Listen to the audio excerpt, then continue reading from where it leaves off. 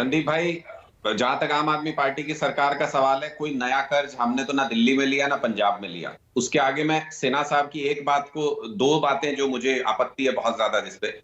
एक तो इन्होंने ये कहा कि 1% लोगों पे 15% खर्च, ये बिल्कुल वैसा ही कुतर्क है जैसा भारतीय जनता पार्टी पहले भी देती आई कि कुछ परसेंट लोग इनकम टैक्स भरते हैं और सारा खर्च हो जाता है, जो फ्री स्कीम्स दी जाती है या जो गरीबों की मदद की जाती है उस पर खर्च होता है। सारे लोग टैक्स देते हैं, वहां पे भी ये झूठ बोलते थे और यहाँ पे भी ये गलत बात है कि 1% लोगों पे 15% खर्च किया जाए। उन 1% लोगों से आप देश नहीं चलाते क्या पूरे समय? उन 1% एम्प्लॉइज से आपका पूरा सिस्टम नहीं चलता क्या? तो उनके लिए फर्ज नहीं बनता क्या?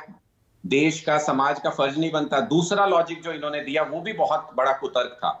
इन्होंने कहा कि ये पेंशन पे इतना खर्च तो नहीं कर सकते, विकास रुक जाएगा।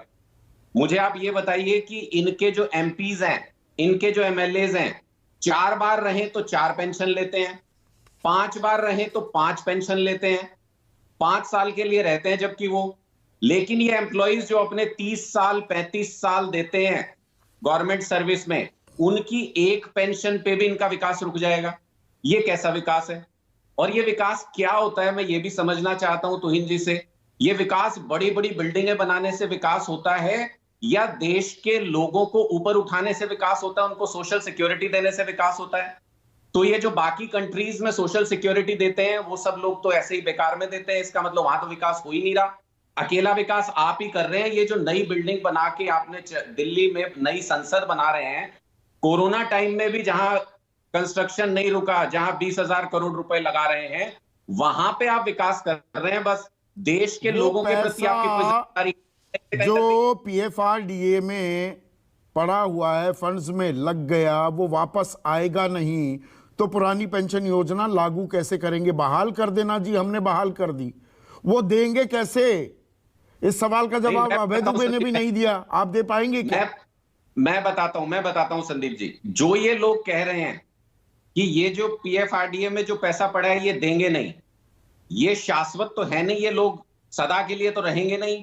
वाह, लोगों का पैसा है, एक लीगल तरीके से उसको एक स्कीम के तहत रखा गया है, लीगल तरीके से वापस देना पड़ेगा। नहीं देंगे तो सरकार से जाएंगे, जो नई सरकार आएगी वो देगी।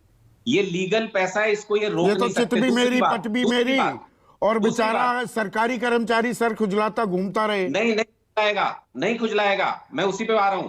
दूसरी बात, कर्मचारियों के ऊपर इस बात की आंच नहीं आने देंगे। ये लीगल बैटल तो जो चलेगी चलेगी।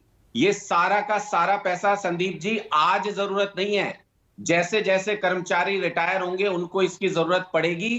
पंजाब सरकार ने 1,000 करोड़ रुपए का रिजर्व फंड हर साल के लिए रख दिया है। 1,000 करोड़ रुपए बजट से इसके लिए रिजर्व निकाला जा रहा है, उसमें रखा जा रहा है। कितना कर्ज है पंजाब पर? नहीं आएगी, जो लीगल बैटल जो लड़नी पड़ेगी पंजाब पर कितना कर्ज है अनुराग भाई, थोड़ा बता दीजिए। वो रिसर्च नहीं है मेरे पास। पंजाब पर कितना कर्ज है? पंजाब पे कांग्रेस की सरकार 3.5 लाख करोड़ रुपए का कर्जा छोड़ के गई थी। 14,000 करोड़ उसमें से चुकाया आम आदमी पार्टी की सरकार ने। 14 लाख करोड़? 14,000 करोड़ रुपए का कर्ज, 3.5 लाख करोड़, वो 3,85,000 करोड़ जा चुकी थी। 3,85,000 करोड़ का कर्ज है। आप 1,000 करोड़ के प्रावधान की तूती बजा रहे हैं यहां पर। नहीं तो तूती बजाने की बात ही नहीं है संदीप जी। मैं तो ये कह रहा हूं कि 3,85,000 करोड़ का अगर कर्जा छोड़ के गई थी कांग्रेस सरकार, पैसे की कमी नहीं है सरकार में। सारी स्कीम्स लागू करने के बावजूद 14,000 करोड़ रुपए का कर्जा चुकाया है पंजाब सरकार ने, नया कर्जा नहीं लिया है। तो ये लागू हो जाएगी, 100% लागू होगी। जो आम आदमी पार्टी का कमिटमेंट है, जो हमारी सरकार का कमिटमेंट है, उसको हमने सोच समझ के कमिटमेंट किया है। और लीगल तरीके से भी जो कर्मचारी रिटायर होंगे उनको ये 100% ओल्ड पेंशन स्कीम के तहत उनको पैसा मिलेगा। दूसरी बात मैं आपको बता दूं, एक चीज और बताना चाहता हूं जो दर्शकों को आपके सुनना चाहिए और हम सब पैनलिस्ट को भी सुनना चाहिए। ये न्यू पेंशन स्कीम है क्या? ऐसे देखने में, आंकड़ों में समझ नहीं आती है। मैं एक एक्सपर्ट से बात कर रहा था, एक कर्मचारी बैठे हुए थे उनके साथ में। वो 2006 में उनकी बहाली हुई थी और अभी रिटायरमेंट हुई उनके लास्ट ईयर। उनको पता है क्या मिल रहा था? 3,600 रुपए पेंशन मिल रही है उनको, कुल मिला के 3,600 रुपए मासिक पेंशन।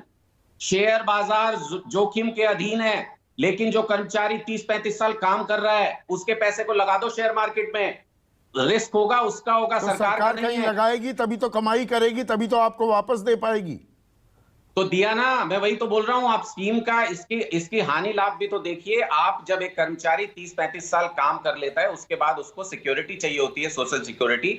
अगर उस वक्त आप उसको ये कह देंगे 3600 रुपए लीजिए और घर जाइए, तो क्या करेगा वो व्यक्ति? मासिक पेंशन में आप 3600 रुपए अगर उसको दे देंगे और कहेंगे हम क्या करें जी, शेयर बाजार में लॉस हो गया, इसमें तो हम कुछ नहीं कर सकते, यही मिलेगा आपको।